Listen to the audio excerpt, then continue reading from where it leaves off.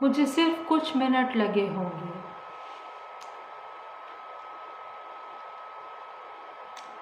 जब मैं गुसलखाने से वापस आया, टीटी मेरे पलंग पर बैठा था। हीटर पर परकोलेटर में पानी रखा था।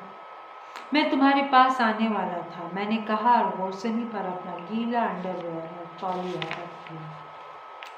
कहीं जा रहे हो? उसने आंखें ऊपर उठाई। मुझे लगा मैं टीटी को सब कुछ कह दूं। फिर मुझे लगा मेरे पास कहने को कुछ नहीं है। मैं होटल जा रहा हूँ, मैंने कहा। रोशनी के ऊपर आईने में मेरा चेहरा झांक रहा था। मैं तौलिए से बालों को रगड़ने लगा। फ्रांस से मिले थे? उसने पूछा। मैं एक क्षण के लिए झिझका। टीटी कितना कुछ जानता है, लेकिन मुझे उत्सुकता नहीं हुई। हर चीज़ बहुत दूर से लगी, जैसे फ्रांस का जाना एक स्वाभाविक घटना हो जिसे सब जानते हैं। हम कल रात ज़ेरा में थे। मैंने अलमारी से 2 प्याले बाहर निकाल लिए। कॉफ़ी का पानी उबल रहा था। फ्रांस ने मुझसे नहीं कहा। मैं टेबल लैंप बुझाना भूल गया था। दिन के फीके आलोक में उसकी रोशनी एक मैले धब्बे सी मेरे बिस्तर पर गिर रही थी। मैंने हीटर बंद कर दिया, अपनी कुर्सी उसके पास खिसका ली। वह बहुत अकेला सा लग रहा था। मुझे जल्दी जाना है, मैंने धीरे से कहा।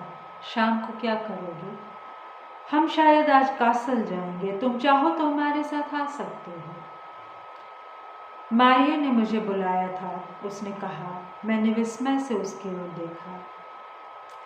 फ्रांस भी होगा? पता नहीं, तुम्हें फ्रांस ने कुछ कहा था? मैंने उसकी ओर देखा। वह दीवार से सिर टिकाकर लेटा था। वह बर्लिन जा रहा है, मैंने कहा। मुझे मालूम है। उसने मारिया से क्यों नहीं कहा? मारिया जानती है, मैंने कहा। ज्यादा नहीं, उसने कहा। मुझे उसका स्वर विचित्र सा लगा। एक दबा सा गुस्सा मेरे भीतर चला आया। वह संगत सा लगा। मैंने उसे दबा रहने दिया। हम एक ऐसी स्थिति में थे जो हमारी नहीं थी, फिर भी जैसे हम एक अज्ञात षड्यंत्र का हिस्सा हो। तुम क्या सोचते हो? टीटी ने मेरी ओर देखा। मैंने निगाहें हटा ली। किसके बारे में? कुछ देर बाद मैंने कहा। लीव इट, उसने कहा। वह बैठकर खिड़की के बाहर देखने लगा। किसके बारे में? मैंने आग्रह किया। मुझे अजीब सी जिद ने पकड़ लिया था। मैं फ्रांस को नहीं समझता। मैं उसे चाहता हूँ, लेकिन वह अलग बात है, उसने कहा। उसे सब चाहते हैं, मैंने कहा। हम चुपचाप कॉफ़ी पीने लगे। कितने लोग उसे समझते हैं, फिर भी हम निर्णय देते हैं बिना विश्वास लिए। फ्रांस ने जब से अपने को चुना है, वह हमसे मुक्त हो गया है। हम शायद उसे कभी क्षमा नहीं कर सकेंगे। तुम मारिया से मिलोगे? मैं कपड़े बदल रहा था। मेरे हाथ रुक गए। क्यों? मैंने उसकी ओर देखा। उसे अच्छा लगेगा, उसने कहा। मैंने डफल कोट की जेबों में दस्ताने और रुमाल ठूंस दिए। टीटी बहुत छोटा है उम्र में। उसे हमेशा लगता है कि तुम बच सकते हो। मैंने उसके बाल झिझोड़ दिए। वह पलंग पर लेटा रहा।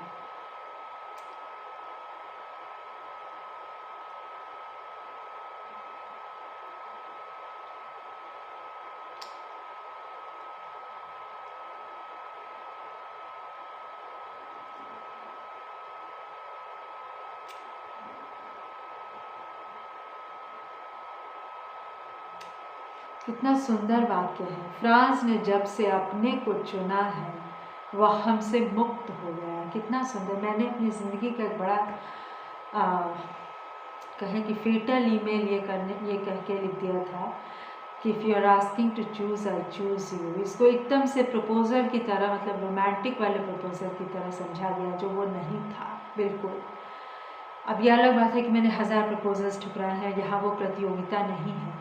यह बात कुछ और थी। यह बात सर्वेलेंस की थी, और एक ऐसे व्यक्ति से जो उस वक्त मेरी नज़र में ऐसा कुछ बुरा नहीं था, और मैं उससे पूछना चाहती थी कि आप ये कैसे कर रहे हैं जो आप कर रहे हैं।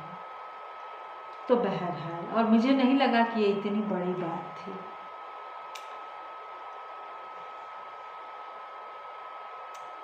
कि मेरा लगभग हासिल ग्रीन कार्ड ही रद्द हो जाए, लेकिन बहरहाल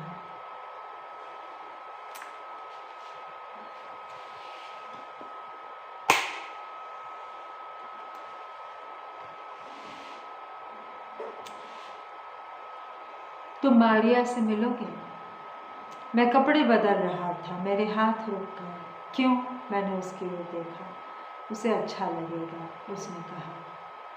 मैंने डफल कोट की जेबों में दस्ताने और रुमाल ठूंस दिए। टीटी बहुत छोटा है उम्र में, उसे हमेशा लगता है कि तुम बच सकते हो। मैं चलता हूँ, मैंने कहा। तुम चाहो तो यहीं लेट सकते हो। सुनो, उसने मेरी ओर देखा। माँ की चिट्ठी आई है। उसने जेब से लिफाफा निकाला। क्या लिखा है? मैंने पूछा।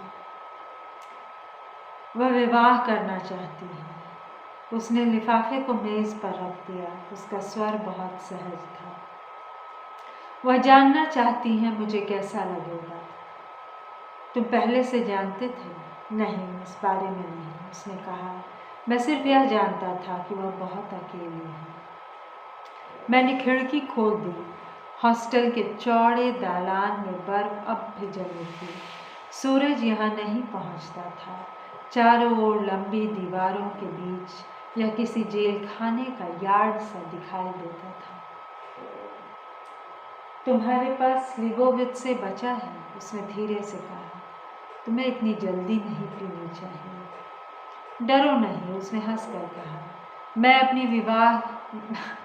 अपनी माँ के विवाह की खुशी में अकेला नहीं पीऊंगा। उसके अजीब बोझिल से स्वर ने मुझे चौंका दिया।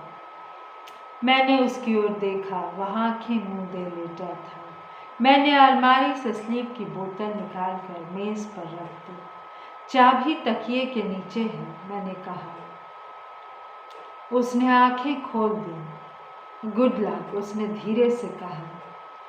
मैं एक क्षण देहरी पर खड़ा रहा। मुझे यह विचार भयावह सा लगा कि मैं उसे पीछे छोड़े जा रहा हूँ। अगर उसकी जगह फ्रांस होता तो मुझे कुछ भी नहीं लगता, लेकिन टीटी में कहीं बहुत गहरी अधीरता है। वह कभी गिनता नहीं।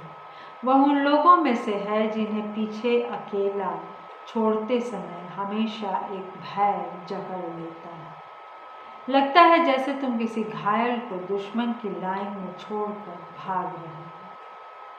तुम न भाग सकते हो, न अपने साथ ले जा सकते हो सका तो मैं शाम को मिलूंगा। मैंने उसकी ओर देखा। वह धीरे से मुस्कुरा दिया। उसे मालूम है मैं झूठ कह रहा हूँ, फिर भी वह कृतज्ञ सा हुआ। इंदीड यू आर इन लव, उसने चेक में कहा। मैंने विस्मय से उसकी ओर देखा। उसने हंसते हुए कहा, गुड लक।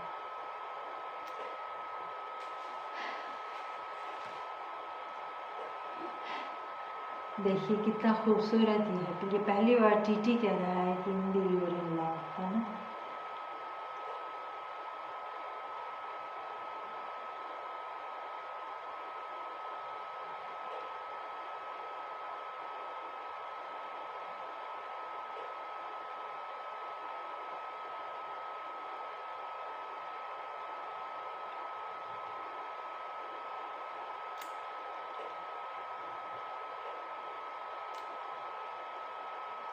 ये जो पूरा वर्णन है क्या सुंदर और कलात्मक है।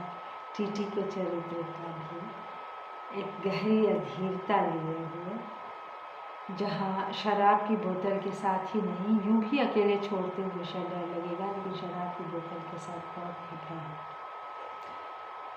तो निर्मल जी के चरित्रों का दीवानापन देखिए। क्या अद्भुत चरित्र गढ़े हैं, क्या स्थितियां हैं, क्या चुनौतियां हैं इनमें। पढ़ने लायक बहुत ज़्यादा है। और भाषा तो ऐसी कि मतलब क्या कहा जाए। सुनने के लिए धन्यवाद।